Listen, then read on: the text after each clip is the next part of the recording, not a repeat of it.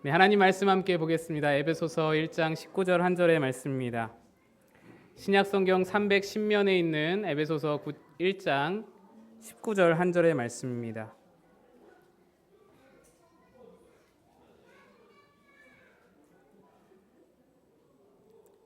에베소서 1장 19절 함께 합독하여 읽겠습니다. 시작. 그의 힘의 위력으로 역사하심을 따라 믿는 우리에게 베푸신 능력의 지극히 크심이 어떠한 것을 너희로 알게 하시기를 구하노라. 아멘. 기도합니다. 우리를 위해 죽으시고 우리를 위해 부활하신 주님 앞에 나온 모든 성도들에게 부활의 능력과 은혜가 입히시도록 우리와 함께하여 주옵소서. 전환자 감추시길 바라고 예수님 이름으로 기도합니다.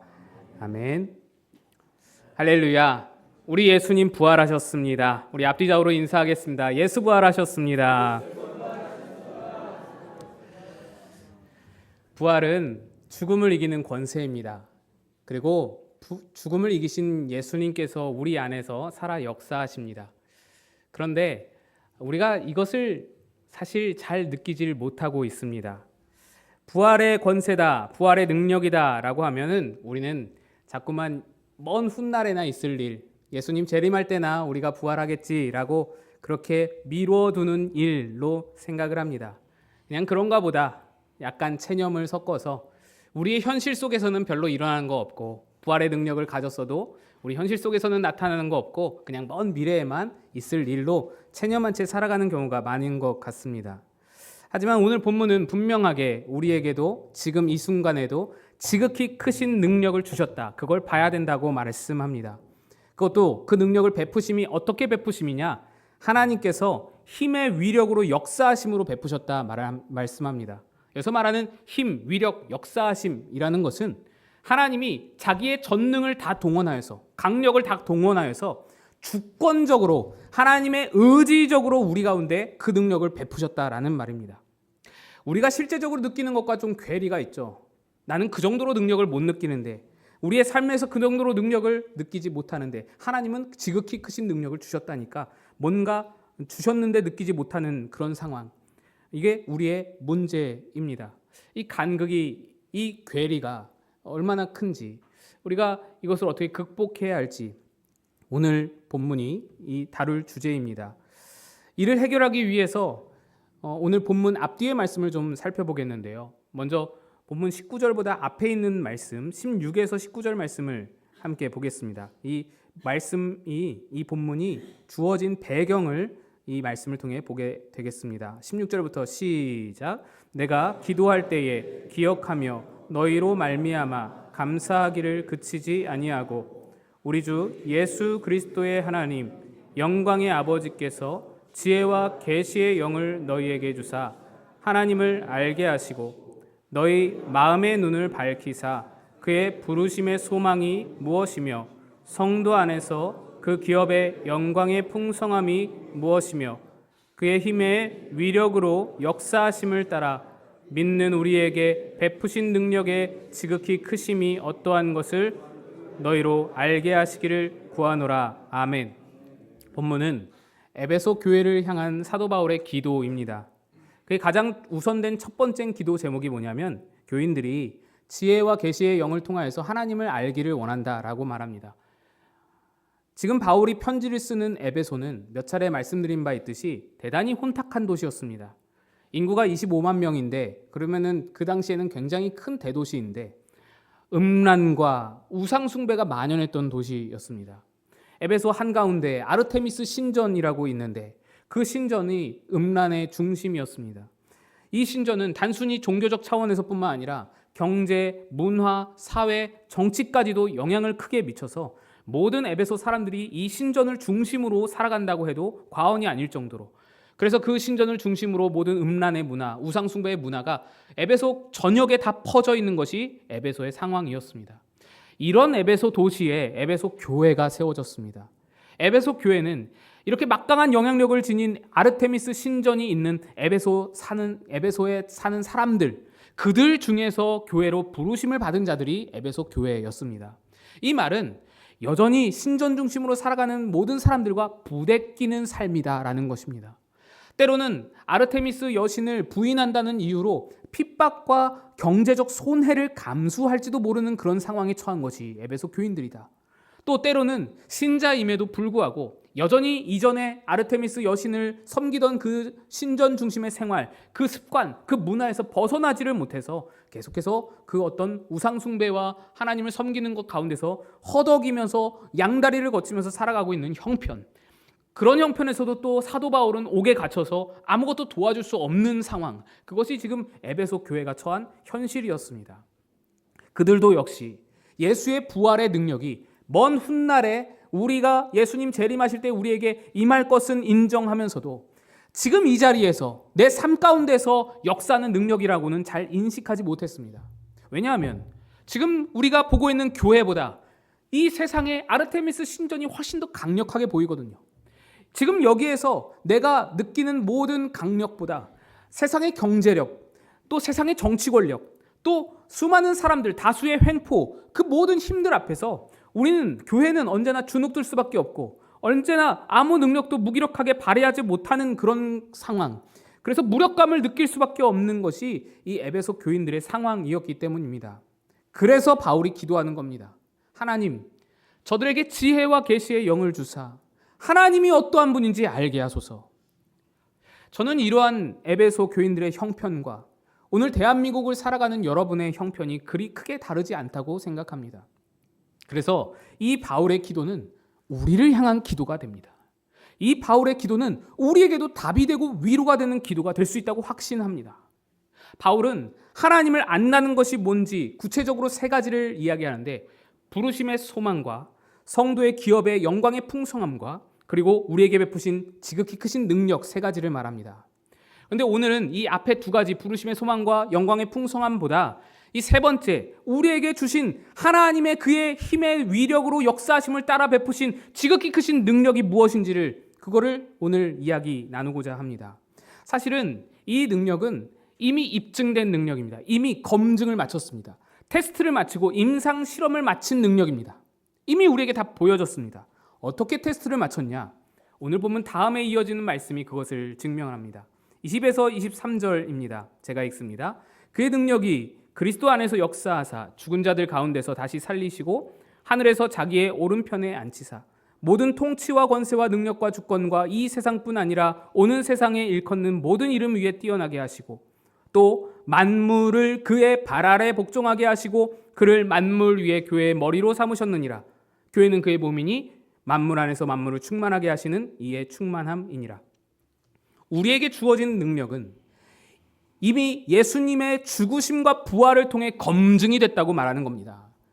그 능력이 이미 예수 안에 나타났다는 것입니다. 이것은 예수의 부활을 샘플로 삼아서 우리에게 주어진 능력이 어떠한 위력인지를 보여주는 것입니다. 여러분, 예수의 부활은 단순하게 죽었다가 살아남이 아닙니다. 21절에 뭐라고 말합니까? 21절이 중요합니다. 모든 통치와 권세와 능력과 주권과 이 세상뿐 아니라 오는 세상에도 일컫는 모든 이름, 모든 찬란함, 모든 위대함, 그 모든 것들을 다 그것보다 예수님을 뛰어나게 하셨다. 예수님이 그 모든 것보다 뛰어나시다. 예수님이 죽음을 이기시고 부활하셨으니 당연하게도 모든 통치, 능력, 권세가 주님께 엎드립니다. 왜냐? 죽음이 곧 이 세상의 임금이기 때문입니다. 죽음은 모든 것을 호령합니다. 그 모든 것을 그 발 아래 두고 있습니다.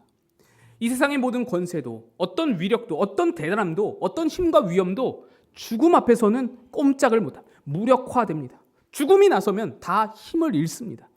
뿐만 아니라 우리의 문제, 우리의 걱정, 불안, 고통, 괴로움, 이 모든 것들도 죽음을 두려워하는 인간의 본성에서 시작되는 것입니다. 그래서 이 세상의 모든 힘과 모든 문제는 다 죽음이 쥐고 있습니다. 죽음이 그 모든 것을 뿌리채 쥐고 그렇게 움켜쥐고서 우리 가운데서 흔드는 죽음이 바로 권세입니다. 죽음이 바로 우리 가운데서 가장 무서운 힘입니다. 간혹 이렇게 말하는 사람들이 있습니다. 차라리 죽는 게 낫다. 이 고통을 당하느니 이 죽음보다 무서운 현실이다. 그렇게 말하는데 그것은 그 당하는 고통이 너무나 힘들다라는 절규이겠지만 사실 그게 진리가 되는 것은 아닙니다. 우리가 처한 현실의 고통들은 죽음에 비할 바가 못 됩니다. 고통은 나아짐이 있습니다. 고통은 치유됨이 있고 완화될 수 있습니다. 어떤 회복이나 복구가 있을 수 있습니다. 그러나 죽음은 그럴 수가 없습니다. 죽음은 돌이킬 수가 없습니다. 죽음은 모든 기회와 회복을 다 박탈해버리는 것이 그런 힘입니다. 또 현실의 고통보다 죽음이 더 무서운 것은 현실의 고통은 지금 내가 느끼고 있는 주관적인 그런 어떤 경험이지만 죽음은 무지의 영역으로 나아가는 것입니다. 미지의 영역으로 우리가 나아가게 되는 것입니다. 차라리 죽는 게 더 낫다라는 말은 그 죽음이 어떠한 것인지를 모르는 겁니다. 죽음은 아무것도 모르는 세계로 우리가 경험해보지 못한 세계로 끌려가는 것입니다. 성경은 죽는 것으로 끝이 아니기 때문에 죽는 것 뒤에 영원한 멸망이 있기 때문에 죽음이 무섭다고 말합니다. 그래서 성경은 죽음을 모든 문제들 중에서도 가장 궁극적인 문제로 우리 가운데 규정하고 있는 것입니다. 그런데 예수님이 부활하셨다라는 것에서 성경은 단순하게 혼자서 예수님이 죽었다가 뿅 하고 살아났다라고 말하지 않습니다. 생물학적 사건이 아니라고 말합니다. 히브리서 2장에 보시면 죽음의 권세를 이겼다고 말합니다. 우리가 노래하잖아요. 사망 권세 모두 이기셨네. 사망 권세를 이기신 사건이 부활입니다. 사망 권세를 이기셨다는 말이 무슨 뜻일까요? 성경에 죽었다가 살아난 사람들이 있습니다. 몇 명 있죠. 근데 그 사람들은 다 다시 죽었습니다. 그들은 잠시 생명을 연장받았을 뿐입니다. 예수님이 살리시고 엘리야가 살리고 그런 모든 사건들은 다 잠시 심장이 멈췄다가 다시 돌아와서 또다시 멈추게 된, 그러니까 여전히 죽음의 권세 아래 있지만 죽음의 시한을 잠시 연장한 것뿐인 그런 기적이었습니다. 그러나 예수님의 부활은 완전히 다릅니다. 예수님의 부활은 로마서 6장 9절에서 이렇게 말합니다. 그는 다시 죽지 아니하시고 사망이 다시 그를 주장하지 못한다. 예수님의 부활은 죽음을 굴복시킨 부활입니다. 다시 죽음이 그에게 범접하지 못합니다. 죽음의 권세를 깨트린 겁니다. 오늘 본문도 그것을 말합니다. 22절에 만물을 그 발 아래 복종시켰다고 합니다. 만물, 모든 것, 모든 온갖 것들을 다 예수의 발 아래 복종하게 했습니다. 이것이 의미하는 바가 뭐냐? 부활하셔서 이 세상 만물의 임금인 죽음을 복종케 하셨으니 당연히 모든 만물도 다 예수의 발 아래 꿇게 되었다라는 것입니다. 여러분, 복종이 무슨 말입니까? 복종은 말을 듣는다는 것입니다. 죽음이 예수의 말을 듣게 됐다라는 것입니다. 죽음이 예수께 순종하여 예수님의 일을 하게 되었다라는 것입니다. 어떤 일입니까? 죽음이 예수 안에 있던 부활을 우리에게 만들어내게 됐습니다. 우리는 모두 죽음을 통해서 부활을 경험합니다. 그것이 말하는 게 뭐냐? 죽음이 예수의 일을 함으로써 부활이 우리 가운데 생성되게 되었다. 죽음이 영생으로 나아가는 관문이 되었다라는 것입니다. 허무와 소멸밖에는 만들어내지 못하던 죽음이 이제 예수께 복종함으로, 예수께 순종하고 예수의 말을 듣고 예수의 일을 하게 되므로 부활이라는 가치, 영생이라는 열매를 우리 가운데 만들어내게 된 예수의 도구로 쓰이게 된 것입니다. 이것이 예수의 부활이 죽음의 권세를 이겼다라는 말씀의 의미입니다. 죽음이 힘을 잃은 겁니다. 더 이상 우리에게 죽음이 무서운 것이 되지 않습니다. 믿는 자들에게 죽음이 두렵지 않은 것이 바로 그런 이유입니다. 이는 대단히 놀라운 사건입니다. 죽음만 무너진 게 아닙니다. 죽음만 힘을 잃은 것이 아닙니다. 죽음에 딸려있던, 죽음 아래 복종하던 모든 문제들, 모든 힘들, 모든 권세들이 다 죽음과 함께 따라 나와서 예수 앞에 굴복을 했습니다. 모든 만물이 그의 발 앞에 복종하게 되었다라는 뜻이 그 말씀입니다. 죽음이 다스리던 이 세상의 모든 것, 오늘 복음에 나와 있던 대로 모든 만물, 온갖 것이 다 예수 앞에 무릎을 꿇었습니다. 이 말이 무엇입니까? 이제 우리 삶에 닥쳐온 모든 문제, 모든 고통, 모든 가난, 모든 좌절과 낙심, 절망들까지도 더 이상 우리를 괴롭히고 우리를 힘들게 하는 것이 아니라 그것들이 하나님의 일을 하게 되었다는 것입니다. 예수의 말씀에 복종하여 예수의 선하심을 따라 일을 하고 가치를 만들어내는 것으로 쓰임받게 되었다는 겁니다. 놀라운 일이죠. 놀라운 일입니다. 죽음뿐만이 아니라 우리를 두렵게 하고 우리를 무섭게 하던 모든 다른 문제들까지도 더 이상 예수 앞에 힘을 발휘하지 못하고 예수의 선하심에, 예수의 전능하심에 도구로 사용되게 되온 것입니다. 이것이 예수를 통해서 검증을 마치고 우리에게 주어진 부활의 능력입니다. 하나님이 우리에게 이러한 지극히 크신 능력을 주셨는데도 우리가 그것을 보지 못하고 깨닫지 못하고 왜 능력이 없냐? 그냥 부활의 능력은 먼 미래에나 있는 것이지 라고 생각했던 것은 우리는 자꾸만 능력이라고 하면 이 모든 문제를 없애는 것이라고 생각했기 때문입니다. 내 문제, 내 아픔, 내 괴로움을 없애는 것이 능력이라고 생각했기 때문에. 그런데 하나님이 주신 지극히 크신 능력은 이 문제를 없애버리는 것이 아니라 이 문제가 우리를 삼키지 못하며 이 문제가 우리 가운데서 가치를, 열매를, 선하신 하나님의 뜻대로 뭔가 일을 하게 되는 도구로 사용되게 하는 것, 그것이 지극히 크신 능력이라고 말씀하는 것입니다. 그러니 이제 우리들은 우리에게 닥친 문제를 회피할 필요가 없습니다. 도망갈 수 없습니다. 문제 앞에서 그것을 두려워하면서 그것을 도망다니면서 우리를 쫓아다니는 문제를 괴로워할 필요가 없습니다. 이겨낼 수 있고 살아낼 수 있고 버텨낼 수 있는 부활의 능력이 우리에게 주어졌기 때문입니다. 여러분, 이 믿음을 바라보시기를 축복합니다. 예수 그리스도의 그 부활의 능력이 여러분에게 타고 흐릅니다. 그 능력을 바라보시길 축복합니다. 그리하여서 예수의 부활에 동참할 수 있는 여러분 다 되시기를 주님의 이름으로 간절히 축복을 드립니다. 우리 다 같이 일어나서 찬양하겠습니다.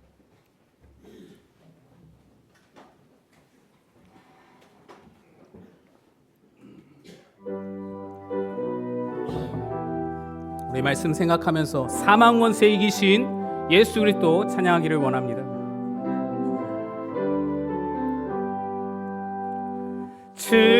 즐겁도다 이날 세세에 할 말 사망 권세 깨고 하늘이 열려 죽은 자가 다시 살아나와서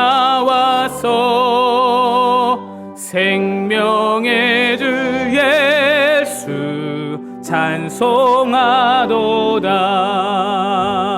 즐겁도다 이날 세세에 할 말 사망 권세 깨고 승리하셨네. 부활하신 주님 나타나시니 천지 만물 모두 새 옷 입었네. 꽃은 만발하고 잎이 우거져 승리하신 주를 찬송하도다.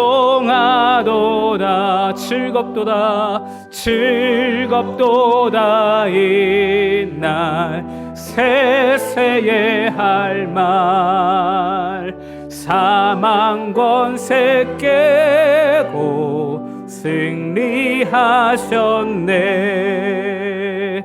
생명의 주 예수 조금 이기고 무덤 문을 열고 살아나셨네. 그의 말씀대로 이루어져서 사흘 만에 다시 살아나셨네. 아멘. 즐겁도다 이날 세세에 할 말 사망 권세 깨고 승리하셨네. '아멘'